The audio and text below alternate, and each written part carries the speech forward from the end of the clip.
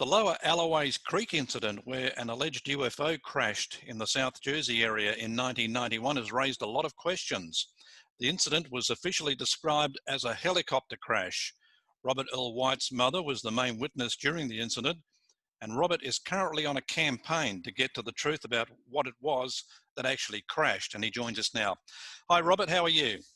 I'm doing good. How are you? Really well. I mean, that's a fascinating. Incident, the Alloways Creek crash. Not a lot of people would have heard of it. So, just run us through and tell us what happened in 1991. All right. Yeah. So this took place April 21st, 1991. It was 10:18 p.m. at night. My house, to describe the area a little better for you, we just a couple farmhouses. My family's house, my mother, was right here, and my aunt's house was right here. And then behind our houses, there was a small tree line, and past the tree line, there was marshland. And there was one single road with an old bridge, a single lane bridge, old, and marsh all around it.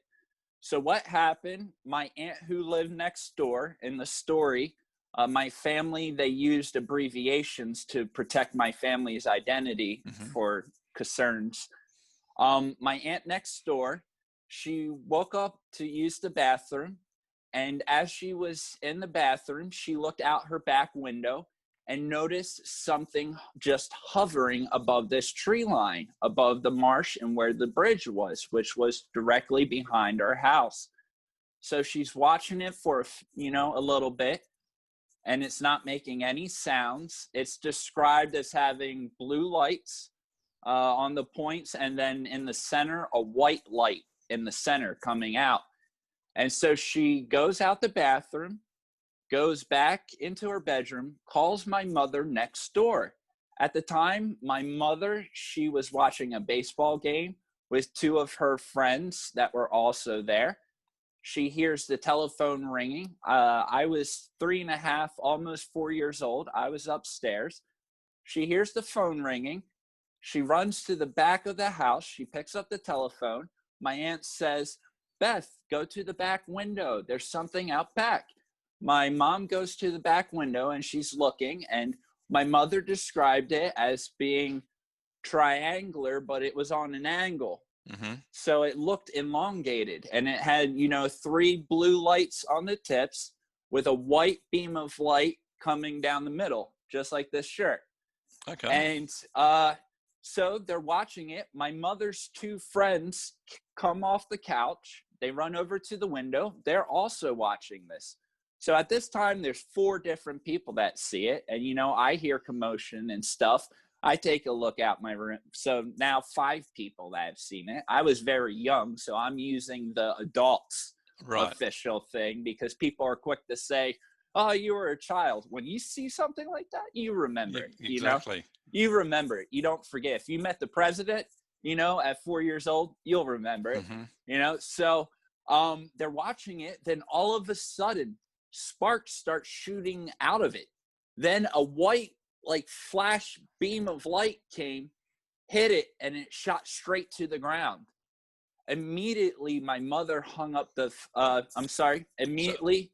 So it crashed. It crashed. Yes, it went straight to the ground. Sparks started shooting out of it, and a white light anomaly kind of shot out of it and into it, and it just went to the ground insanely fast.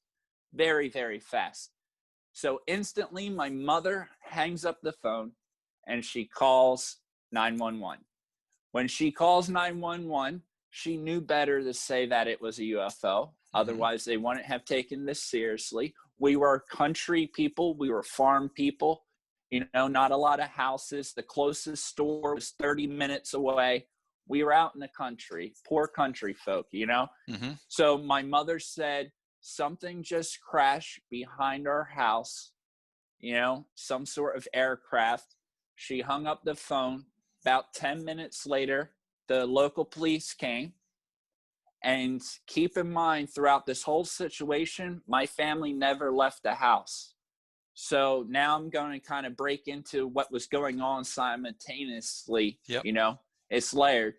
So 10 minutes later, police come take my mom's statement. 25 minutes later, 2 black Lincoln Town cars pull up to our house. One man was from the Air Force, and the other 2 men were wearing the hats and the black suits. Mm-hmm. They looked like you and I, you know, but, you know, very clean shaved, light eyebrows, you know, just very light features. They came, they knocked on the door. My family let them in there. And at this point in time, the first responders, the fire trucks, were just arriving at the scene about 30 minutes later. So this is important because for these guys to get at our house where we lived within 25 minutes is mind-blowing within itself. Yeah. So I'll go more about to the men in black, and then I will tell you the perspective from the first responders. Okay. So there was a lot going on. So the men in black come inside, and the man with the Air Force, he kind of stood off to the side. The men in black told my mom and her 2 friends to sit down on the couch. There was a coffee table in front of them. The men in black, they pulled out a notepad and a couple pencils, and they took the pencils. And this is important. I don't say this in a documentary. When they were holding the pencil, they were looking at it like they had no idea what it was. Like, I've never seen anyone so they seem completely normal, intimidating. Mm-hmm. But, you know, a lot of that can be like military tactics, you know? And I've done a lot of research into this, but when I saw them holding that pencil and they were just like, they looked like they had no idea how to use it or what it was. That was probably the strangest thing that happened with all of this. So they sit my mom and her 2 friends down. They give them each a piece of paper and a pencil, and they tell them, draw 3 different kinds of aliens. Was there any reason why they wanted them to draw 3 different kinds of aliens? Well, we'll get into that. Okay. But, you know, from their perspective, my mom's 2 friends, now keep in mind, my mom was 22 years old, and her friends were young. Her other 2 friends started laughing. They started laughing. They thought these guys were joking, like, get out of here, right? So the men in black said, okay, you know, and they told the other 2 girls they can go ahead and leave. So they left for the night. Keep in mind, it was almost 11 o'clock at night. You know, they were tired. In the report, my mom talks about the night before being out and partying. You know, they were exhausted. And so my mother actually drew 3 different kinds of aliens. Right. Turns out she drawed one she called the blues, I guess. Then a small gray alien, your typical, you know, movie gray alien. And then, you know, the Nordics, you know, the ones that look just like us. And she wasn't super artistic, but after she drew that, the men in black, you know, they talked to the officer or whoever this guy from the Air Force was, and he was trained in hypnotism. So they went ahead and they actually hypnotized my mother before they said anything else or anything like that. Turns out the military has been using hypnosis. For example, if there is a military situation that gets out of control, you have a soldier, they need intel, that guy needs to remember it. But the post-traumatic stress is too much. So it's like a regression therapy. It's exactly regression therapy. That is a perfect way. That's the best way to say it. So they went ahead and they proceeded. And then, you know, my mom spilled all the beans. And up till this point, my mom, other than just having weird things, waking up with scars, you know, and strange dreams, she had no idea what was going on. And through this regression, it all came back to her. This is a phenomenon that has went back to her being a baby, to a child. She dealt with it. It all came back to her. And after the men in black heard that, you know, they told my mother, do you have any questions, you know, and we'll answer them. Yeah, before her, because her answers were fascinating. But were the men dressed in black, were they gobsmacked that she actually drew 3 aliens, and where she would have got those images from? No, that's weird. Like, they were so calm. Like, you could tell they worked for the military. Their manner, there was no very intimidating, more Hmm. scary than the UFO that crashed. The Yeah, men in black are scarier than the aliens. I'm telling you. right. And Yes, and so I've heard. and it's insane that, we live in a world where that's what's going on.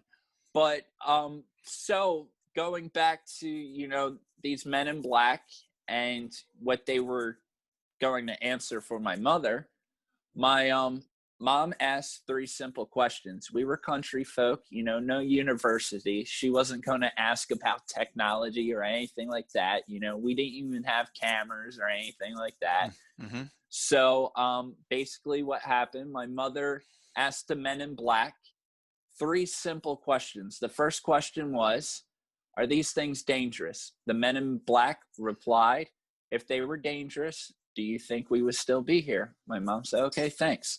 They were very quick, straight to the point. No long definitions, just very quick. Second question my mom had, if these things are real, why don't people know about them? And the men in black said, we're doing everything we can by preconditioning. Within the next 10 years, you will see signs of it in movies, books, media, music, all over, cable television.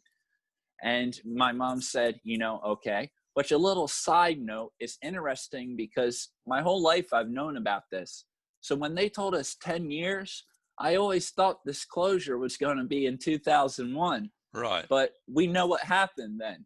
So Yep. that was a huge disappointment because my family, we kept these things to ourselves.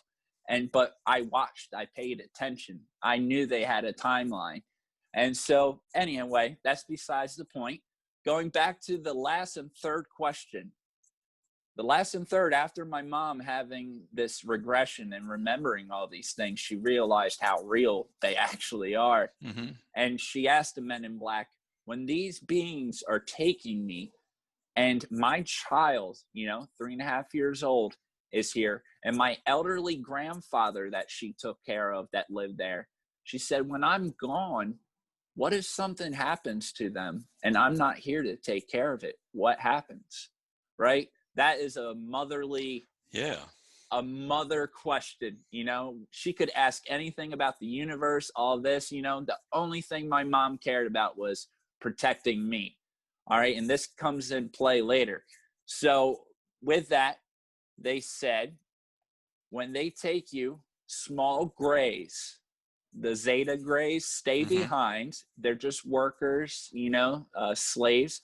They stay behind. And if anything was to happen to your child or grandfather, they would have you back, and then they snap their fingers like that. Really weird, Wow. to say, Yeah. we would have you back like that. And my mom said, okay, thank you. And that was that. And they said, okay, before we leave, tomorrow, there are going to be media outlets coming here, UFO investigators, which they did come. And they said, when they come, you will say it was a helicopter, or we will take your son away. Wow. And, a lot of the things my mom brought up in this, hypnosis regression therapy, it kind of spilt the beans on things that, didn't help our case at all. So along with this, my mom was terrified. You heard her last question. They obviously knew she cares about her son. So they said that. Then they went on their way. And that was that. So now, do you have any questions about that part? Yeah. Did she ever speak about it again? She did, anonymous, through alternate names. And that's a part of the mystery, which I can get into towards the end, talking about the articles and what's going on.